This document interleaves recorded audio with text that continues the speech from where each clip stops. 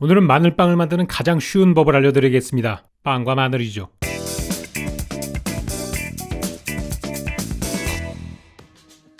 자, 그래서 처음은 가장 쉬운 것부터 갑시다. 쉽게 구할 수 있는 바게트 빵으로 만들 수 있는 마늘빵인데 요건 이탈리아 본토에서 마늘빵이라고 주장하는 녀석입니다. 우선은 빵을 잘게 잘라준 다음에 빵에다가 마늘을 이렇게 비비는 걸로 마늘빵을 만듭니다. 제가 무슨 농담을 하는 게 아니라 정말 이런 식으로 마늘빵을 만들어요. 여러분이 알고 있는 알리올리오도 이탈리아에 가면 굉장히 적은 숫자의 마늘을 넣는다는 거 알고 계십니까? 한국식 마늘빵을 드셔본 분들이라면 절대 이해할 수가 없는 그런 마늘빵이죠. 트러플 향이 0.00001% 들어간 것도 트러플 맛이라고 하니까 이것도 마늘맛 빵이라고 할 수 있겠습니다. 그래서 여러분들이 좋아하실 만한 마늘빵을 만들 건데 우선은 크기가 어느 정도 커야 됩니다. 한 입 베어 물었을 때 와삭하고 입에 들어와야 되기 때문에 길쭉한 사이즈로 잘라주는 게 중요하죠. 그리고 이제 소스를 만들 건데 들어가는 건 간단합니다. 설탕과 마늘 그리고 마요네즈예요. 요것만 있어도 간단하게 마늘빵을 만들 수가 있습니다. 빵에다가 펴 발라주신 다음에 이걸 구워주시면 되겠습니다. 뭐 오븐 같은 걸 사용해도 좋겠고 집에 토스터기나 에어프라이기 같은 걸 사용해도 좋고요. 그냥 전자레인지에 돌리셔도 괜찮게 나옵니다.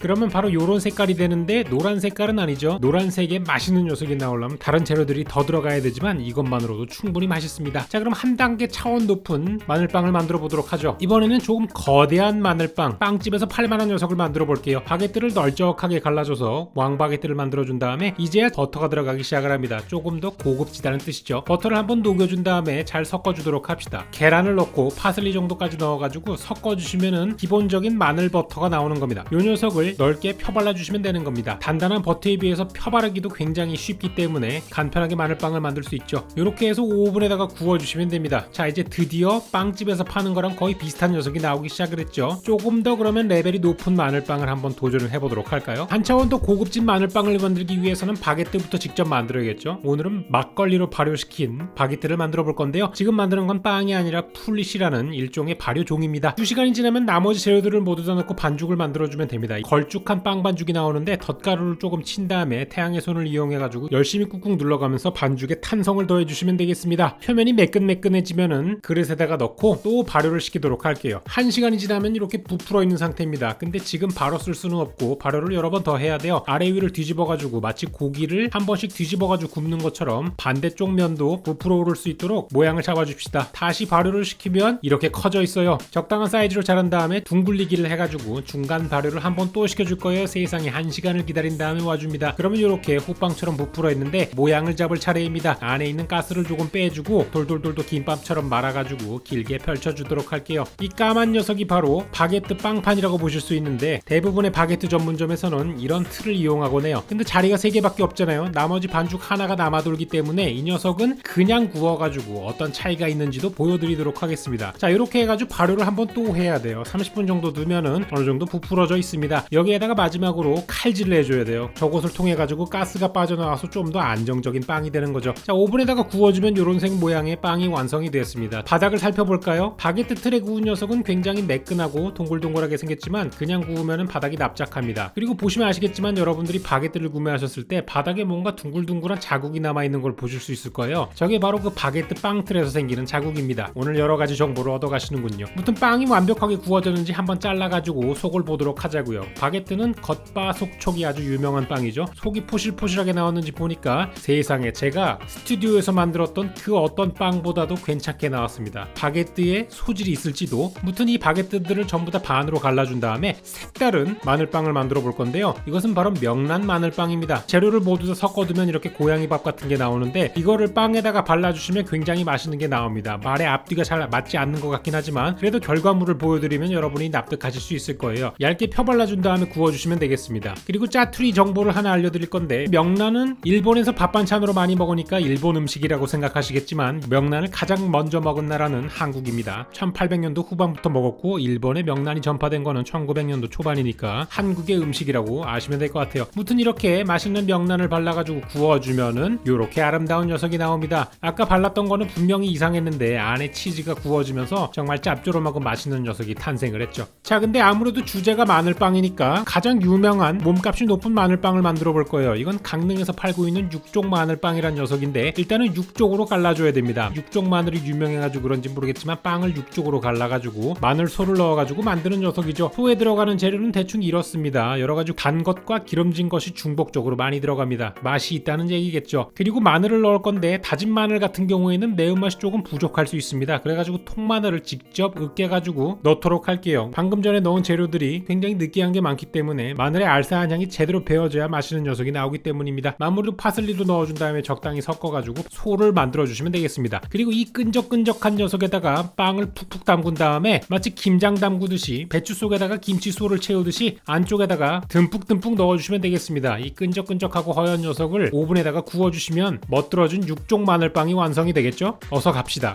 멋들어진 육종 마늘빵은 어디 갔지? 제가 얻게 되는 것은 바닷속에 죽은 해파리같이 생긴 마늘빵이었습니다. 강릉에 있는 육종 마늘빵은 이렇게 생겼던데 분명히 익어진 색깔이 맛있어 보이긴 해요. 근데 모양이 영 아니란 말이죠. 일단은 적당히 수습을 하고 새로운 걸 만들어 보도록 하겠습니다. 이번에는 아예 처음부터 빵을 만들어 가지고 조금 더 완벽한 마늘빵을 만들어 보도록 할게요. 이번에 만들 거는 하드롤입니다. 여러분 바게트 반죽이랑 비슷한 녀석을 동그랗게 만든 빵이라고 생각을 하시면 간단하게 이해하실 수 있을 것 같고요. 물론 반죽의 형태는 조금 다릅니다. 하지만 만드는 방법은 비슷해요. 귀찮게 한 다음에 발효를 시켜가지고 더 귀찮게 하고 반죽을 3개로 나눠준 다음에 1차 발효를 한 다음에 다시 동글동글하게 만들어가지고 귀찮게 해주고 위에다가 우유를 적당히 발라줘가지고 평온하게 만들어준 다음에 다시 한번 한참을 발효시켜가지고 부풀어 오르게 만듭니다. 자 이제 완성이 됐으니까 구워보도록 하죠. 과연 빵이 잘 나올 것인가? 갈색이 아름다운 색깔을 가진 빵이 나왔습니다. 팥빵을 만들었나? 라는 생각이 들었지만 처음에 가져왔던 빵도 뭐 이런 모양이었으니까요. 일단 잘라보도록 할게요. 이번에는 육쪽은 조금 과한 것 같아가지고 4쪽 정도로 나눠가지고 마늘빵을 만들어 볼 겁니다. 과연 속은 잘 익었을까요? 뽀송뽀송하게 잘 익은 상황입니다. 오늘은 빵이 잘 나와가지고 매우 흡족스럽네요. 물론 여러분들은 영상에 뭔가가 부족한 느낌을 느낄 것 같지만 그래서 여러분들께 조금 더 맛있는 레시피를 가져왔습니다. 이번에는 대파 마늘빵을 만들 거예요. 재료들을 모두 다 넣어준 다음에 섞어주시면 대파 마늘빵이 되겠습니다. 아까 너무 소를 많이 넣은 것 같아가지고 이번에는 조금만 넣어가지고 적당히 만들 거예요. 하지만 이 윗면을 뒤핑해주는 것도 잊지 않았습니다. 그래야 골고루 색깔이 이쁘게 나올 것 같아서요. 자 이제 이 녀석을 한번 구워보도록 하죠. 다행스럽게도 얘는 모양이 잡혀서 나왔습니다. 자 그런데 기발한 생각이 났습니다. 짬짜면 같은 걸 한번 만들어야겠다고 생각을 했어요. 물론 재료가 남아가지고 어쩔 수 없이 진행하게 된 거지만 한쪽 면에다가는 명란 스프레드를 바르고 나머지 한쪽에는 대파 스프레드를 발라가지고 명란빵과 대파빵을 합체한 녀석을 하나 만들어 보기로 했습니다. 이런 게 존재하지 않기 때문에 만들어 보는 것 자체가 썸네일 각이 나온다는 말이죠. 구워보도록 할게요. 과연 제대로 된 게 나올 것인가? 짜잔 제대로 된 게 나왔죠. 그냥 보기만 해도 맛있어 보이지 않습니까? 대파와 명란과 짭짜름함과 달콤함 그리고 겨자의 알싸함까지 곁들어진 완벽한 음식이라고 볼 수 있습니다. 더 완벽해질 수 있죠. 뭐냐? 바로 여기다가 고기를 추가하는 것이에요. 이 녀석은 비프 페스트람이라는 건데 치즈랑 양상추까지 넣고 샌드위치를 만드는 도중에 겔주님께서 오셨습니다. 아내가 마늘빵을 굉장히 좋아하기 때문에 마늘빵을 한다고 하니까 가져가려고 아들과 같이 올라온 장면이에요. 근데 승우는 마늘빵을 별로 좋아하지 않나 봅니다. 계속 와가지고 아빠가 작업하는 장면을 어떻게든 망치려고 하는 장면이고요. 제가 잠시 자리를 비운 사이에 서랍을 열어가지고 이것저것 장난을 치는 게 영락없는 6살 아이네요. 가끔 제 채널이 승우 아빠니까 제 이름이 승우냐고 하시는 분들이 계신데 다들 아시겠지만 제 아들의 이름입니다. 제가 승우 아빠라고 채널명을 지은 거는 예전에 복지나 시절보다 승우 아빠가 훨씬 더 괜찮은 인간이기 때문이에요. 예전처럼 악랄한 인간으로 돌아가고 싶지 않기 때문에 채널 이름을 이렇게 지었죠. 요즘은 저보다 승우 팬들이 많은 것 같은데 뭐 아들 사랑해주셔서 감사합니다. 자 그래서 오늘은 여러가지 마늘빵을 만들어봤어요. 이걸 또 먹어봐야겠죠. 하나하나 다 소감을 해드리지 않으면 섭섭해 하실 거예요. 참고로 이렇게 많이 만들 경우 어떻게 처리해라는 질문이 아직도 많이 들어오고 있는데 다 먹습니다. 저 혼자 먹는 건 아니고 나눠 먹어요. 주변 사람들과 함께 말이죠. 자, 처음으로 만든 마늘빵은 이건 마늘빵이 아니에요. 그냥 마늘 향빵이죠. 게맛살 같은 느낌으로 마늘 향빵이었습니다. 두 번째 마요네즈로 간단하게 만든 녀석. 이거는 여러분들 하실 수 있을 정도로 재료가 조금 들어가고 의외로 괜찮은 맛이 나요. 달짝지근하고 마늘 맛도 충분히 나죠. 그리고 이 망한 것 같은 눅진눅진한 육종 마늘빵은 생각보다 굉장히 맛있었습니다. 일단 소스 자체는 성공한 소스예요. 혹시라도 이렇게 눅진눅진한 마늘빵 달짝지근한 녀석이 만들고 싶으시다면 이 레시피 한번 꼭 해보시는 걸 추천드립니다. 그리고 버터를 넣어가지고 만든 녀석. 이거는 빵집에 나오는 수준의 마늘빵이 나오기 때문에 여러분들도 한번 해보시면 좋아요. 실제로 굉장히 오래 일을 하셨던 선배님의 레시피입니다. 대파빵 또한 대박집에서 일하고 있는 분께 여쭤봐가지고 가져온 레시피이기 때문에 만들어 보실 분들은 한번 만들어 보시면 좋겠어요. 그리고 제가 가장 마음에 들었던 거는 명란빵입니다. 안에 치즈가 들어가가지고 그런 것도 있지만 이 쫀쫀하고 짭짤한 명란의 맛이 진짜로 맛있었어요. 그리고 이렇게 많은 빵 중에 제일 먼저 사라진 녀석이기도 하니까 맛을 보장할 수 있겠죠. 마지막으로 샌드위치를 먹어봤는데 대파빵과 명란빵이 합쳐진 녀석이잖아요. 맛이 없을 수가 없겠죠 라고 얘기했지만 지금 만든 빵 중에서는 조금 떨어지는 편이었습니다. 여러가지 재료가 들어가는 게 제일 좋지는 않다는 얘기예요. 무튼 저의 최애 픽은 명란빵이었습니다. 오늘도 긴 영상 시청해주셔서 감사합니다. 저는 다음 시간에 훨씬 더 재밌고 맛있는 영상으로 찾아오도록 할게요. 고마워요.